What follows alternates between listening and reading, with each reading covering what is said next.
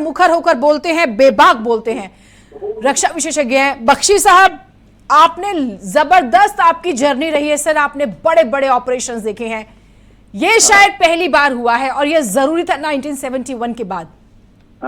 बिल्कुल बिल्कुल, this is the biggest after 1971, bigger even than I think Kargil, because all three services are involved in a major way now.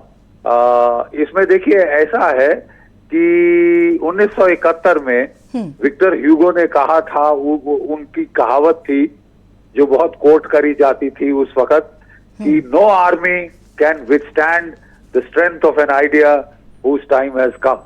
1971 में जो बांग्लादेश के जन्म का समय आ चुका था और पाकिस्तान की फौज ने लाख कोशिश करी, उसे रोक नहीं सकी, वो हो के रहा। लेकिन उसमें बड़ी निर्णायक भूमिका थी भारतवर्ष की, मिसेस इंदिरा गांधी की, इंडियन आर्म्ड फोर्सेस की। हमने 8-9 महीने तैयारी करी और फिर जो हमने, वो बोलते हैं ना 100 सुनार की एक लोहार की, जो हमने वार किया, वो 13 दिन के अंदर हम 550 किलोमीटर ईस्ट पाकिस्तान में घुस गए, ढाका की राजधानी पे कब्जा किया, पाकिस्तान के 2 टुकड़े किए और 93,000 कैदी उन्होंने आत्मसमर्पण किया था। ये था बड़ी पेशेंट प्रिपरेशन और रैपिड एग्जीक्यूशन का फायदा। हाँ, उस वक्त हमारा एडवांटेज ये था कि हमारा जो एज था पाकिस्तान के ऊपर, वो आज से भी थोड़ा ज्यादा था, इन द सेंस कि तब 45 स्क्वाड्रन्स थी हमारी और आज के दिन 31 हैं। ये भी स्ट्रेंज चीज है, बट जहाज बहुत ज्यादा तगड़े हैं, बहुत ज्यादा टेक्नोलॉजिकली सुपीरियर हैं। और जो हमने देखा है इस युद्ध में अभी तक, युद्ध तो क्या, कॉन्फ्लिक्ट बोलूंगा, जो देखा है इस कॉन्फ्लिक्ट में अभी तक, हमारा बहुत भारी एज है। एक तो जो हमारी एयर डिफेंस में जी, हमने देखा कि कल रात को जो है पाकिस्तान की ने पलटवार करने की कोशिश करी हमारी मिलिट्री टारगेट्स पे, 15 मिलिट्री टारगेट्स को एड्रेस किया और बड़े सारे रॉकेट्स और मिसाइल फायर किए, लेकिन उनको चकाचौंध रह गए। जबकि हमारे एयर डिफेंस ने, जिसमें S-400 ट्रायम्फ मिसाइल्स जो कि 600 किलोमीटर देख सकता है, उसका रडार, और 400 किलोमीटर दूर वो मार गिरा सकता है, वो आकाश मिसाइल्स, MR SAMs, ये सारे मिसाइल्स का जो लेयर्ड कॉम्बिनेशन है, तमाम जो रॉकेट मिसाइल थे पाकिस्तान के, वो शूट डाउन हो गए हैं। ये बहुत बड़ी उपलब्धि है। यूक्रेन, जब उसका जो सक्सेस रेट है एयर डिफेंस में 70%, रूस का 85%, इजराइल का 97-99% के करीब आ गया है। लेकिन भारत ने तो 100% सक्सेस रेट करके दिखाया। तमाम मिसाइल जो फायर हुए शूट डाउन हो गए। अब पाकिस्तान की वो लोग लगातार ड्रोन हमले किए जा रहे हैं और एयर अटैक्स भी किए हैं, जिसमें जहां तक अभी तक मुझे खबर आई है, कंफर्म होना है, लेकिन 3 F-16 जहाज मार गिराए गए। ये भी बहुत बड़ी बात है। बख्शी साहब, क्योंकि आपका लंबा एक्सपीरियंस है सर, मैं चाहूंगी हम और बातचीत करें। आपने 71 का जिक्र किया, उस समय का पाकिस्तान और अभी का पाकिस्तान, स्पेशली आर्मी के कॉन्टेक्स्ट में भी बताइएगा। असीम मुनीर को ढूंढा जा रहा है, कहाँ है सेना? ये जो हम आज देख रहे हैं, पिछले 3 दिनों में देख रहे हैं, ऐसा लगता है जैसे मजबूरी का एक्ट है, क्योंकि पाकिस्तान की आवाम को भी आपको सेटिस्फाई करना है, क्योंकि आप एक्सपोज हो चुके हैं, वो समझ में आ रहा है। देखिए, ही इज बीन कॉट, जैसे अमेरिकन बोलते हैं, between a rock and a hard place. ठीक है, करे तो मरे, ना करे तो मरे। ठीक, करता क्या ना मरता के स्टेज में आ गया है। अगर वो रिएक्ट नहीं करता है जो भारत ने किया, तो उसको तो मार डालेंगे, उसको तो फांसी आसी तो टंग जाएगी क्या, उसके तो परखच्चे नोच देंगे, कुत्तों जैसे नोच मारेंगे। उसी के सिपाही, उसी के लोग, इसी ने जेल में डाला था, उसका तख्ता पलट किया था इमरान खान का। बहुत लोग नाराज हैं इससे, बहुत सख्त नाराज हैं। आर्मी में भी इसके खिलाफ हमने किसी और चीज के खिलाफ इतनी ऑपोजिशन नहीं देखी। बलूचिस्तान गदर में है, सिंधु देश गदर में है, खैबर पख्तूनख्वा गदर में है, रिवोल्ट है वहां पे हो रहा, ठीक है। इसके तो चारों तरफ से मुसीबतें घिरी हैं, हुई हैं। इकोनॉमी का सवा सत्यानाश है, सवा सत्यानाश। और एक युद्ध भारत के साथ चाहे लिमिटेड भी हो, पाकिस्तान की इकोनॉमी का भट्टा बैठ जाएगा। आज ही अब तो क्योंकि नया दिन शुरू हो चुका है, तीसरा दिन है ऑपरेशन सिंदूर का। हमने देखा जब दोपहर में खबर आई थी 15 शहरों को टारगेट करने की कोशिश हुई भारत के।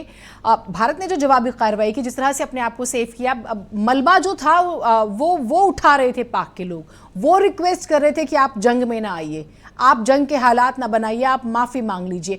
क्योंकि आपने 71 की बात की और बंटवारा उस समय हमारे सामने बांग्लादेश सबसे बड़ा एग्जाम्पल है।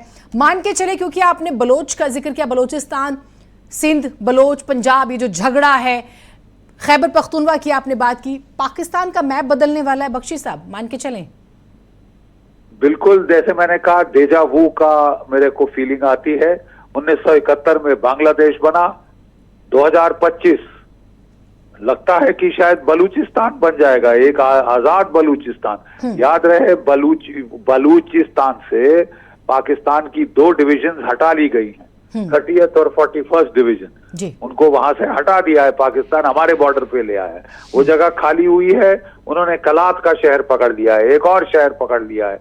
आज क्वेटा पे हमला किया है, फ्रंटियर कोर के हेडक्वार्टर पे, कॉन्वॉय को एम्बुश किया, 14 पाकिस्तानी सिपाही मार डाले। वहां तो उनको तो बहुत सुनहरा मौका मिल गया है। ये जो फोर्स प्रेशर उनसे हटा है, ठीक है, उसे तो बहुत सुनहरा मौका मिल रहा है। वहां जो तहरीक-ए-तालिबान पाकिस्तान बदला लेने के मूड में है, अफगानिस्तान की तालिबान बदला लेने के मूड में है। घोड़े पे चढ़ के उन्होंने अपने F-16 से 2 गांवों की बमबारी करी थी और कोई 52 औरतें बच्चे मार दिए।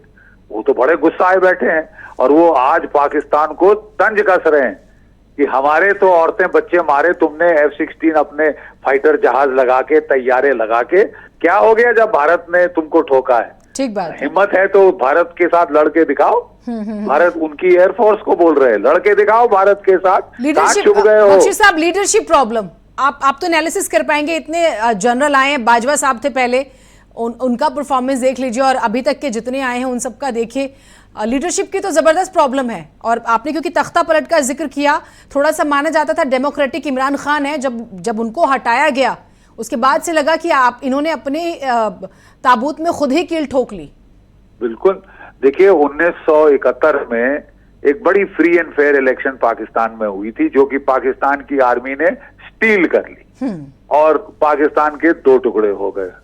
जब मुजीबुर रहमान को याह्या खान और भुट्टो ने बोला कि कोई बंगाली नहीं बनेगा पाकिस्तान का प्राइम मिनिस्टर, ठीक है, that was the end of Pakistan. अभी एक और इलेक्शन स्टील करी है कि इमरान खान नहीं बनेगा प्राइम मिनिस्टर ऑफ पाकिस्तान, और उनका खमियाजा इनको भुगतना पड़ रहा है, सामने दिख रहा है। आगे क्या देख रहे हैं सर? अब मुझे, आप तो अच्छा एनालिसिस करेंगे, 1 घंटे से ज्यादा तो लगता नहीं है टिक पाएंगे। सरेंडर तो कर ही रहे हैं, अमेरिका आ भी रहे कि भाई आप इसे रोको, पाकिस्तान को कह रहे हैं कि आप, देखिए ये अब गुहार लगा रहे हैं दुनिया भर को, हमें बचाओ, हमें बचाओ, हमें बचाओ। और अमेरिका खूब प्रेशर डाल रहा है, मार्को रूबियो लगातार दबाव डाल रहे हैं। हमारे NSA साहब ने तो चीन से भी बात करी है कि दबाव डालो, लेकिन ये थोड़ा पगला से गए हैं, टेंशन के मारे, प्रेशर के मारे पगला गया लगता है आसिम मुनीर। इसीलिए उसने कल रात को घोड़े पे चढ़ के भारत पे हमला कर दिया।